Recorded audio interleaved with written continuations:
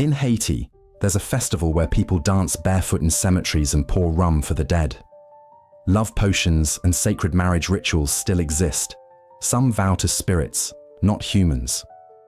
In the mountains, you'll find healing leaves whispered to by Voodoo priests during full moons. Here, food isn't just eaten, it's offered, blessed, and sometimes buried before it's served. And in one sacred lake, it's said that spirits live beneath the surface, shimmering like fireflies. This is Haiti, a place where the lines between life and death blur into music, myth, and firelit devotion. Land that breathes through rhythm and remembers through ritual. Join us as we explore the 20 strangest, most beautiful, and unbelievable traditions in the voodoo capital of the world. From sacred marriages to forbidden salt, from magical pouches to cemetery parades, let's dive into Haiti. Like you've never seen it before. Country overview. Haiti sits on the western third of the island of Hispaniola, tucked into the heart of the Caribbean. To its east is the Dominican Republic. To its west, only the sea and the memory of ancestors brought across oceans. More than 11 million people live here, on land carved by mountain ridges and scarred by revolution. It was the first black republic in the world, born of a successful slave rebellion in 1804. That fight for freedom echoes through everything here, the songs, the symbols, the resistance of everyday life. The air carries French and Haitian Creole, along with the scent of fried plantains and burning sage. In the capital city, Port-au-Prince, you'll find iron markets bursting with color, street art that speaks, and murals of the gods. But step into the hills, and you'll hear only drums, roosters, and the wind. Haiti is not just a country, it's a rhythm. A blend of Catholic saints and Voodoo spirits, a patchwork of hardship, beauty, and pride. Despite natural disasters and economic struggle, Haiti survives by remembering who it is and dancing anyway.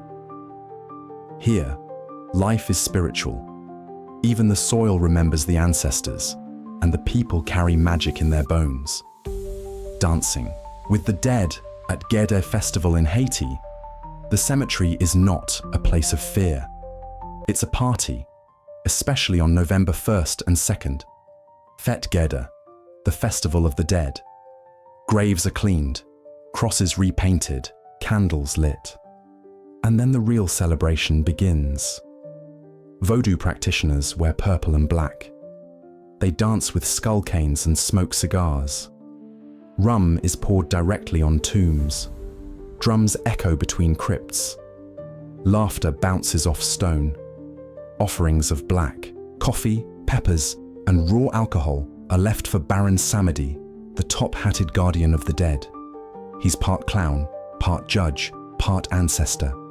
People sing to their relatives, joke with them, cry and laugh and remember. The dead in Haiti are not gone. They're simply elsewhere. And once a year they come home. Children run between tombstones. Women pray aloud. The air smells like candle wax and sugarcane. In Haiti, the dead don't haunt. They celebrate with you. So you'd better bring a drink and your dancing shoes. Voodoo marriages. When spirits become spouses, imagine standing in a temple lit by candles and draped in white cloth. Drums pulse slowly, a priest chants in Haitian Creole, and before an altar decorated with rum, herbs, and a mirror, you say your vows, not to a human, but to a spirit. In Haiti, some Voodoo practitioners marry the LWA, sacred spirits of the religion. It's called marrying the spirit, and it's a serious commitment. You wear white, offer your promises, and perform rituals. Some even wear wedding rings to show loyalty. Your spouse may be Azuei Frida, the spirit of love and luxury, or Ogun, the warrior protector, or Baron Samedi, the top-hatted guardian of the dead. Once married, you may have to honor certain taboos, no meat on certain days, no sex with humans on the spirit's feast day. Offerings, candles, prayers. This is a spiritual relationship, not symbolic. Not imaginary, but real. People feel comforted, protected, even loved. Some say their spirit spouses visit them in dreams. Others receive visions or favors in real life. In a world where human love can falter, a spirit spouse never leaves. And in Haiti, marrying the invisible is not madness, it's faith, a love that lives beyond the body. Salt ban, the strange law in secret societies, salt. To most of us, it's just seasoning, but in Haiti's Voodoo traditions, salt can be dangerous. Some secret societies ban it altogether, especially during initiations or spiritual training. Why? Because salt is believed to ground the spirit. It can stop a person from being possessed, from entering trance, from traveling between worlds. In rituals where possession by LWA is the goal, salt is avoided like poison. Some initiates eat bland food for weeks. No bouillon, no fried meats, no salted rice. Their bodies become vessels. Clean, open, ready. Even their sweat smells different. The belief runs deep, because once you're possessed by a spirit, you're no longer you. You're a messenger, a dancer, a voice from beyond.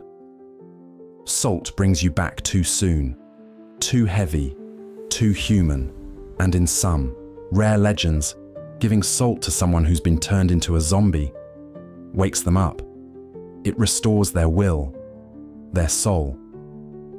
So in the delicate balance between the physical and the spiritual, salt is both a savior and a saboteur. In Haiti, even the smallest grain can carry sacred power. Gris-gris, the power of stitched protection, tiny cloth pouches, often worn around the neck, sometimes tucked into bras, belts, or hidden under shirts.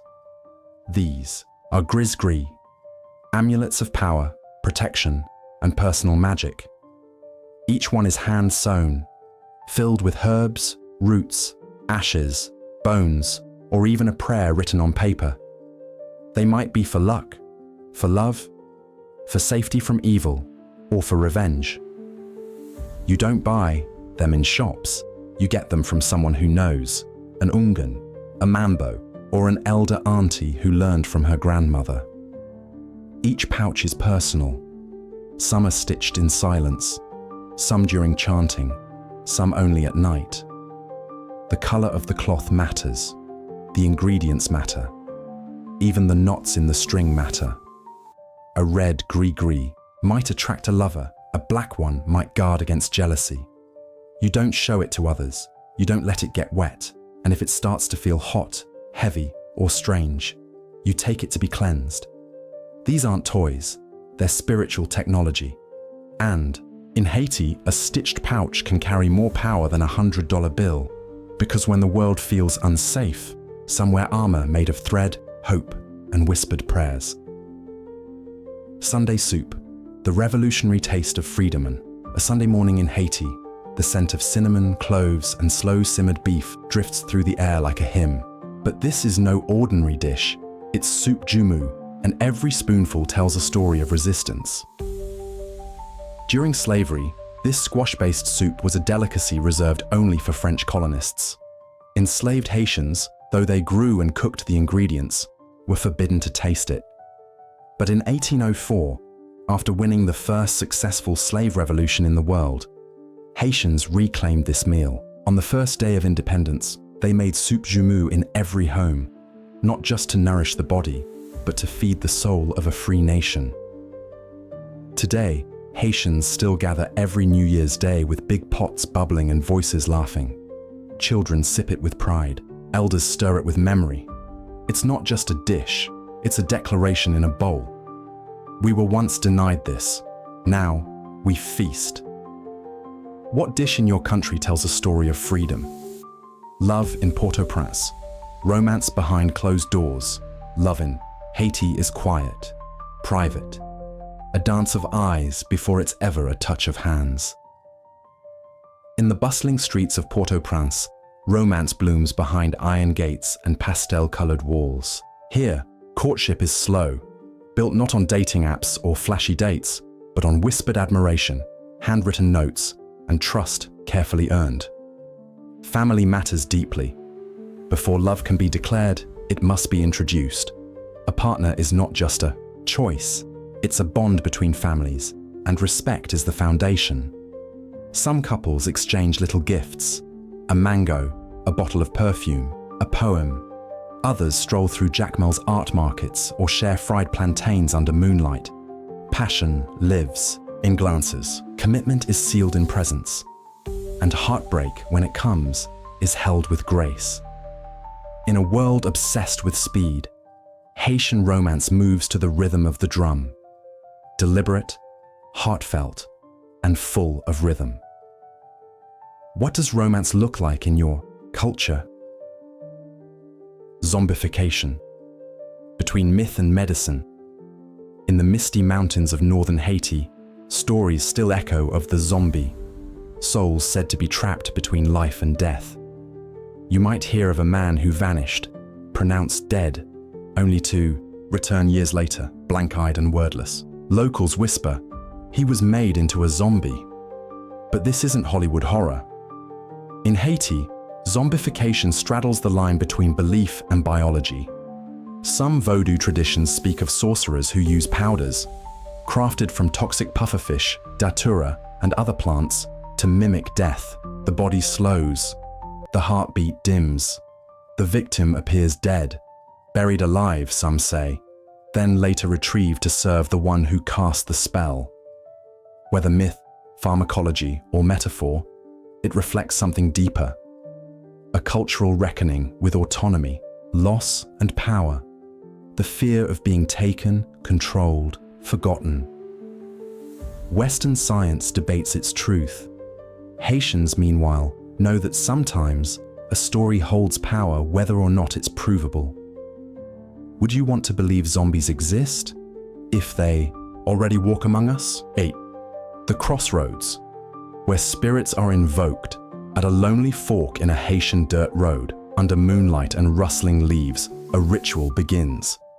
This is the Crossroads, called Kalfu in Voodoo tradition. It's not just a place, it's a portal, a space, where the world of the living meets the realm of the spirits. Before any ceremony can begin, permission must be asked here. Candles are lit, rum is poured.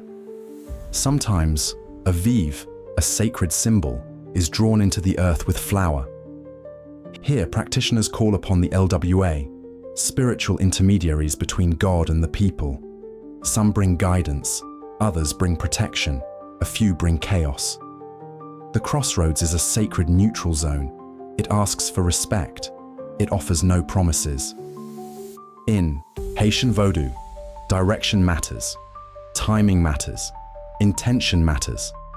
And standing at the crossroads, you realize it's not just a ritual, it's a moment of choice, of surrender, of reaching for something beyond the self. Where are the crossroads? In your own life. The Flag Day, Haiti's national pride parade. Every May 18th, the streets of Haiti erupt in color. It's Flag Day, a celebration of national pride, born from revolution, soaked in spirit. Children wear red and blue ribbons in their hair. Drummers march, dancers leap through the air like flame.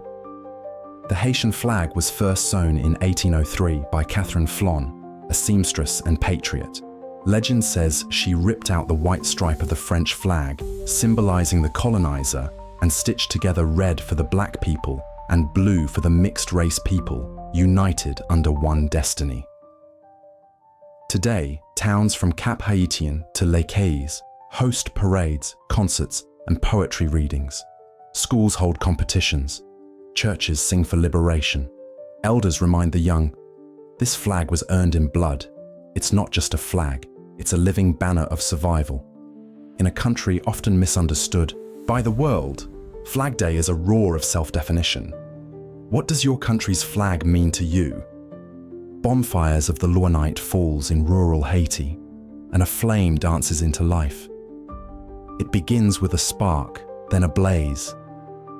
Around the fire, people gather in silence. Drums beat low. The air thickens with incense and the scent of rum-soaked earth. This is a ritual to call the LWA, the spirits of Haitian Voodoo, not in churches, not in temples, but outside, under the stars, where ancestors once danced and sang. Offerings are laid, cornmeal, peppers, cigars, then come the songs, sometimes sung in African dialects passed through generations. The fire crackles, the rhythm builds. Suddenly, a dancer stumbles, trembling. A possession begins. A spirit is said to enter a body, not to harm, but to speak, to guide, to bless. Bonfires are sacred mirrors. They reflect the living and summon the dead. It's not performance, it's communion. It's a portal through flame. As the night deepens, the ritual continues, and in that circle of warmth, the line between this world and the next blurs. When was the last time you sat by a fire and just listened? The home altar, where ancestors live. Step into many Haitian homes, and you'll find a small corner, humble, quiet, glowing. It's not decoration, it's devotion. This is the laku, or peristyle, a sacred home altar where ancestors dwell. Bottles of rum, bowls of water, candles flickering beside faded photographs. Each item has meaning. A rosary may hang beside a clay pipe. A Bible might rest next to a Voodoo vase. Here, the living speak to the dead. Each morning, a brief prayer. Each evening, a small offering. Not out of fear, but respect. The ancestors are not gone. They guide, they watch, they protect. If a family member is sick, or if a decision must be made, the altar is consulted. Sometimes a priest is called. Sometimes a dream offers an answer. These corners of faith don't need gold or stained glass. They just need memory and love. In Haiti, faith isn't just practiced on Sundays. It lives inside the home every day. Do you have a place in your home where memory lingers? Cleansing with leaves and water in the Haitian countryside, healing doesn't always come from pharmacies. It comes from leaves plucked at dawn, from water drawn from streams, from chants sung under moonlight. Cleansing ceremonies, called benyen or lave tete, are acts of spiritual hygiene. They're used when someone feels blocked, cursed, or heavy with unseen burdens. A Voodoo priest or priestess mixes herbs like basil, sage, and corossol leaf into cool water. Sometimes sea salt is added, sometimes milk. The person being cleansed is bathed, head, arms, legs, while prayers are whispered in Creole. It's not superstition, it's tradition, nature as medicine, ritual as release. Afterward, people often report feeling lighter, clearer, like their soul has been washed clean. In a world that rushes toward pills, Haiti reminds us, healing can be slow, gentle, rooted in the earth. Have you ever been healed by nature? Rara bands, Haiti's mobile street orchestras. During Lent, Haiti doesn't go quiet. It sings loudly.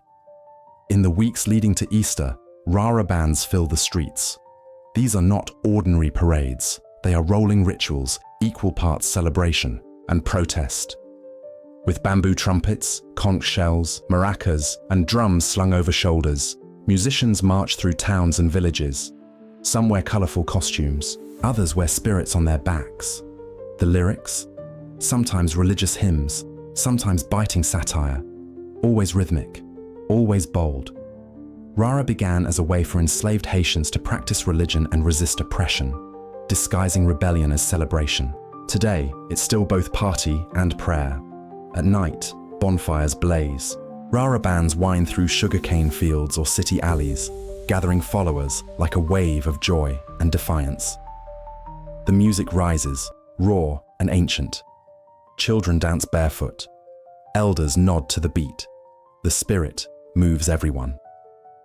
In Haiti, sound is survival, and Rara is its roar.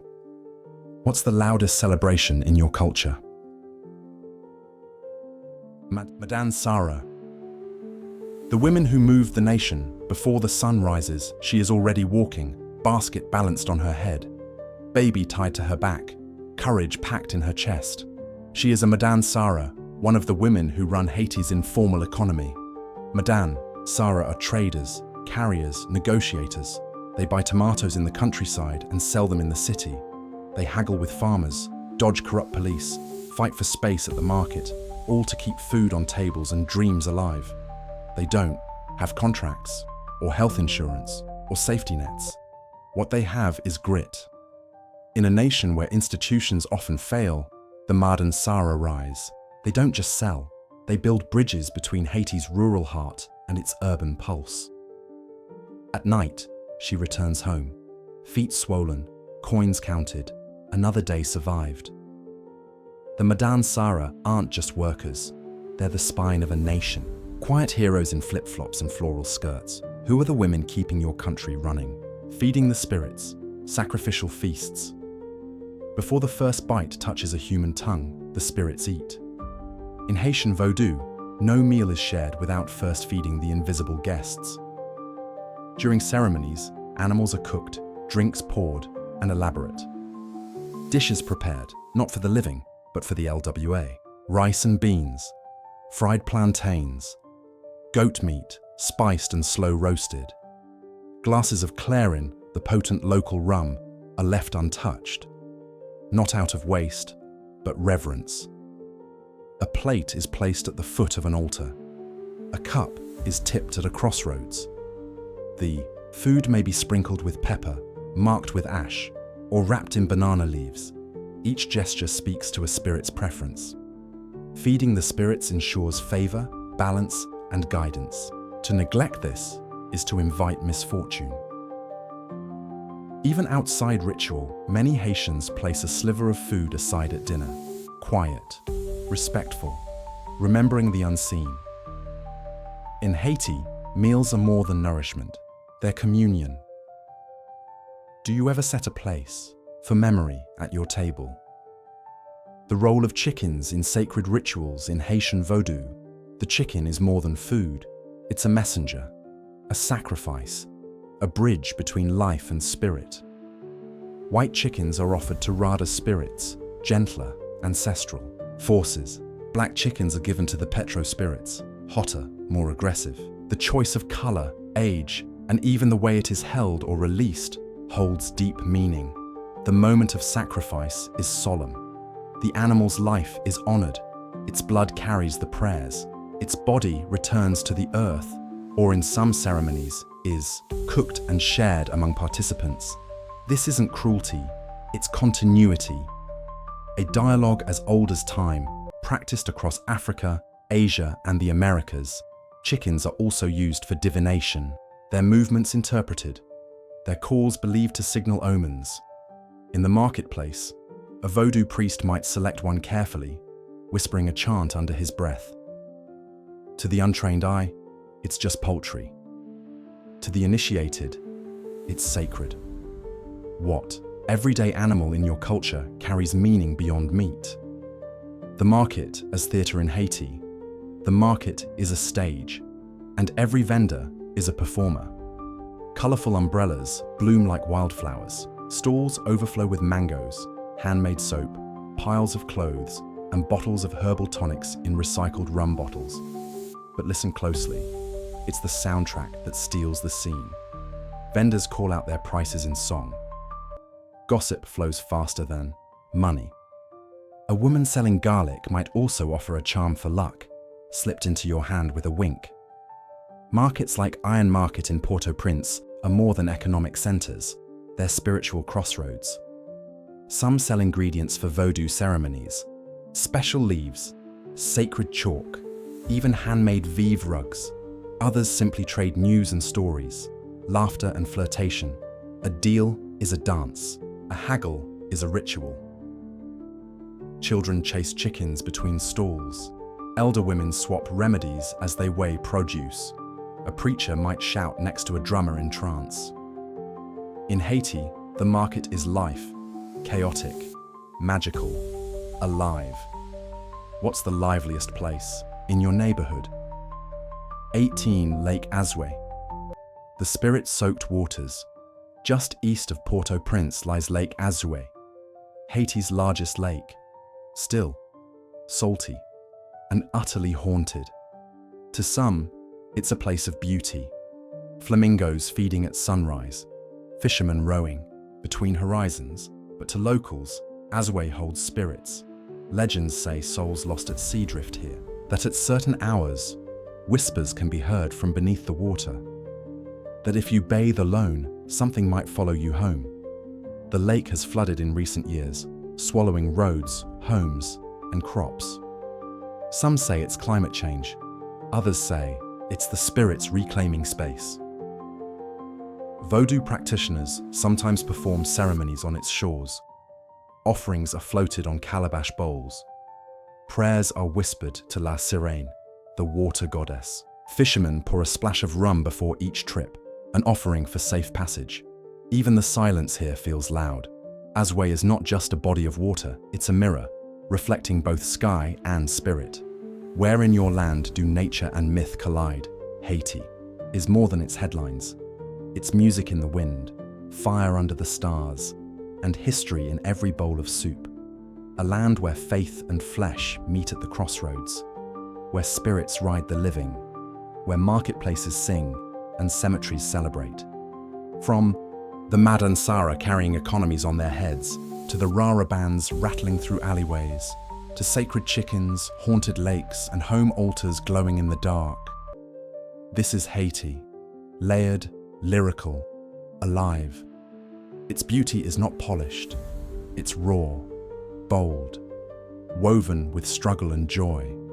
So the next time you hear Haiti mentioned, don't just think of crisis, think of courage, rhythm, ritual, connection. A place where the dead dance, the spirits whisper, and the living carry stories carved by survival and celebration. We hope this gave you a fresh perspective on Haiti. Like, comment, and subscribe for more journeys. See you in the next video.